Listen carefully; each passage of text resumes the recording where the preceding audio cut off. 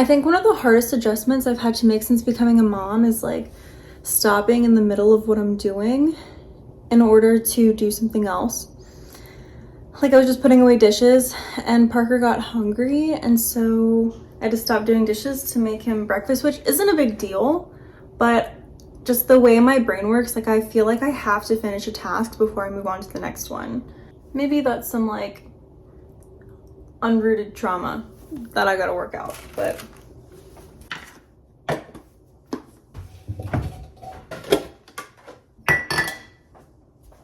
I make my own coffee creamer and it is really, really good. It's really easy. It's only 2 ingredients, but it's literally milk, at least 2 cups of milk, and then 1 can of sweetened condensed milk. Thank you, honey. Cans. You want to count them? 1, 2, 3. 1, 2, 3. Wow. So when you first put it in, it's gonna look like this and separated, so you do need to whisk it together. Some people say that you can just shake the jar, but I prefer to whisk it and then shake it. That way I'm not like, I don't know actually why I don't just shake it, but I whisk it first. And I make sure like I scrape the sides and the bottom. 1, 2, 3. He's never done that before. I'm so amazed right now. And then these pour spouts you just get on Amazon.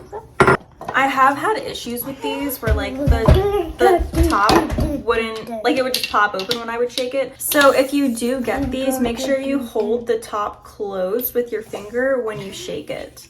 Here, look, mommy's gonna shake it. And make sure nothing's spilling out the sides. But this is how I make my coffee creamer. If anything settles at the bottom, which it will be a very, very, very small amount that settles at the bottom of your mason jar, you just shake it to mix it back in. And a good rule of thumb to go by is that the creamer will last you until the sell-by date on your milk carton. So mine says February 5th.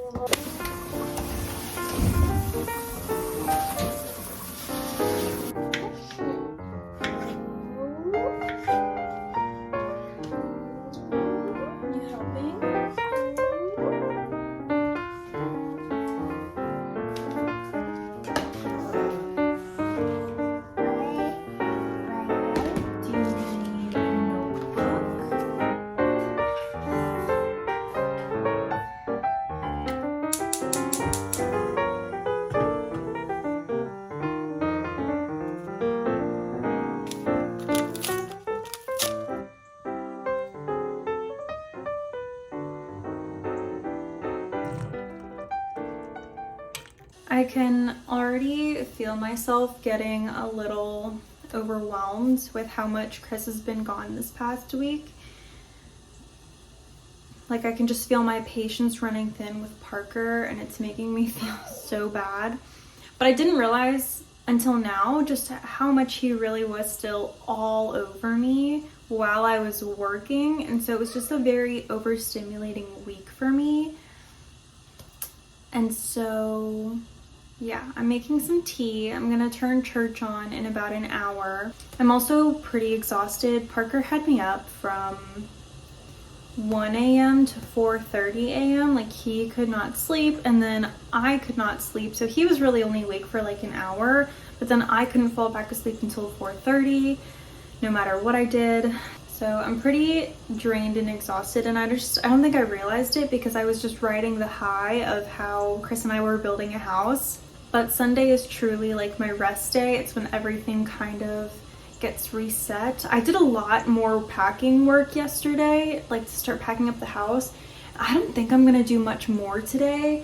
I might go through some clothes and see what I'm truly getting rid of and what I want to keep in terms of like baby clothes and maternity clothes or stuff that I'm getting rid of.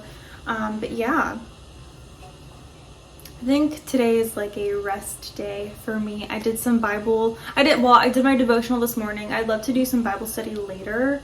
We'll see how that goes because I've been praising Jesus and thanking him, but I haven't been in the Bible like I want to be.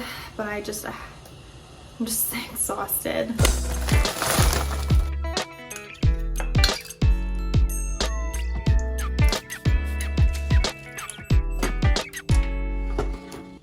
if you can tell, you probably definitely can. But Parker took a nap, so I took a nap.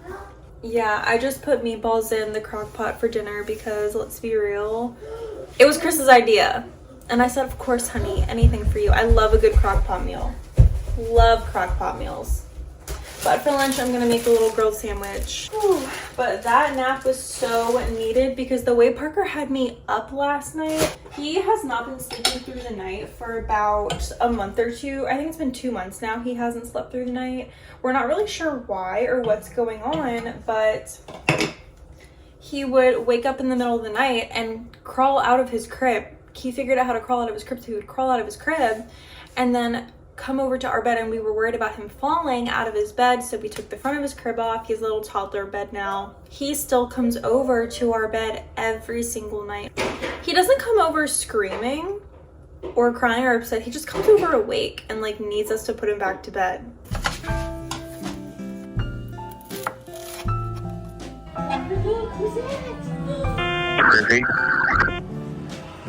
Is that Parker? Can you say hi? Got a soldier. Love you too.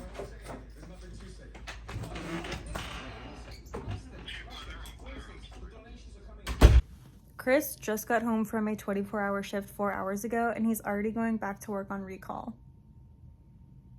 for a working fire. This man, he is crazy. Chris was supposed to have off yesterday, but he ended up covering a shift for someone, and in return, they will cover a shift for him later on. And then he went in for more overtime after just hours of being home and didn't get back until 1 or 2 in the morning. So his first real day off had ended up being Monday. This was actually a harder day for us. We have not had a day like this in a while. He had just gotten off of working 7 days straight, and he was absolutely exhausted, but I had so much work to do for my job that I was pretty much secluded to the office all day, and we both ended up just feeling frustrated over feeling like there was a lack of support from one another. He really needed rest, and I really needed to get my work done, and it is really easy, especially in first responder families, to slip into arguments and dismiss each other and feel overwhelmed because we are both dealing with full-time careers and people that we are taking care of or answering to all day, on top of dealing and meeting with the demands of a toddler. I think it's really easy to forget that we are both dealing with the same feelings because our responsibilities are so different on a daily basis. And sometimes it does take reminding that we are a team, even though we might feel like we are carrying so much alone in a certain moment.